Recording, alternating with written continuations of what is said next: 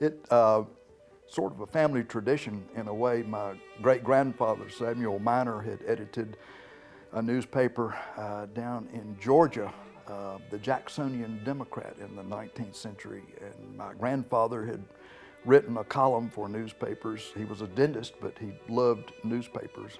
And my mother had taught journalism in Greensboro schools where I grew up. She had taught a generation of newspapermen who were running the place by the time that I got out of college and was looking for a job. And I planned to work my way up the ladder to sports writing, and I got as far as editorial writing, and that was it.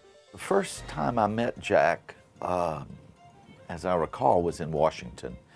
I became the Washington correspondent of the News and Observer in early 1977. Jack was already there. He was reporting from Washington for the Greensboro paper. And I spent my first year in Washington worried that he was going to find out something before I did.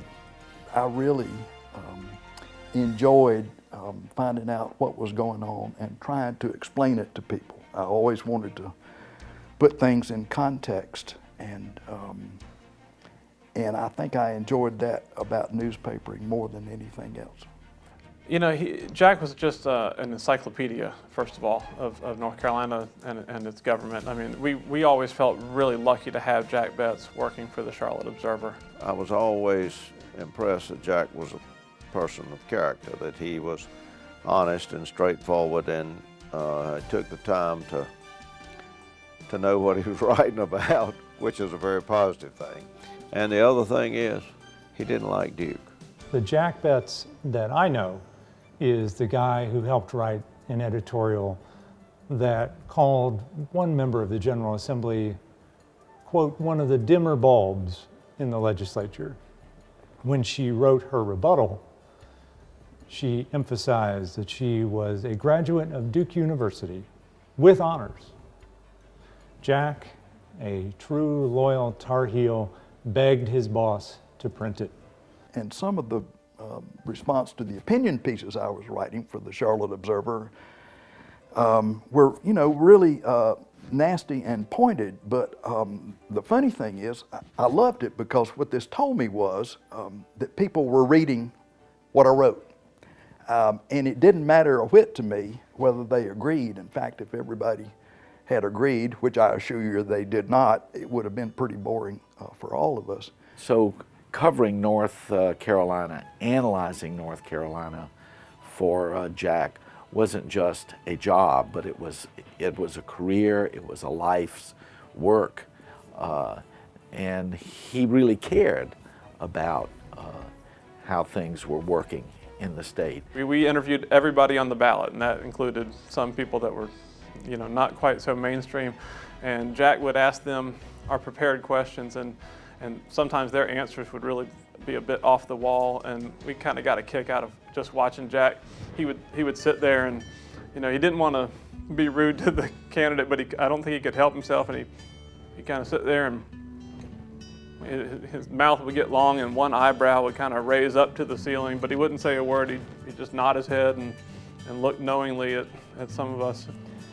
But Jack's true apotheosis as a journalist was during one brief moment during the Hunt administration, the first Jim Hunt administration. Jack could be seen in a photograph that used to proudly hang on the wall of the Charlotte Observer's Raleigh Bureau. And it captures that moment in which Jack aggressively and flagrantly fouled Jim Hunt during a basketball game between the Capitol Press Corps and members of the administration. And when I asked Jack about the photograph, he looked a little disappointed and said, "You should have seen the next photo. Hunt was in the dirt." But mostly I tried to write about public policy and things that needed to get done in North Carolina. Issues like tax reform, the need to clean up lobbying regulation, and campaign finance reform, all these things that really affect who led us and how we were led. I had this just wonderful career because I always worked for people who were so much smarter than I was. And they made me look good. When you look at the body of Jack's work, both in Greensboro, at the NC Center for Public Policy Research, and then the capstone of his career at the Charlotte Observer, you see a really smart person, but a really dedicated North Carolinian. I just think few of us can honestly say that we wake up every single day just really excited about going to work. And if anyone can say that, I think Jack Betts could say that. He was a credit to journalism, a credit to his family, you know, to his school. He's a credit to North Carolina, and that's high praise in my opinion. He has written for truth and for clarity. And he has never hesitated at any time to call out a public official for being boneheaded or just plain wrong. Jack, you've been a mentor and a good friend, and I thank you.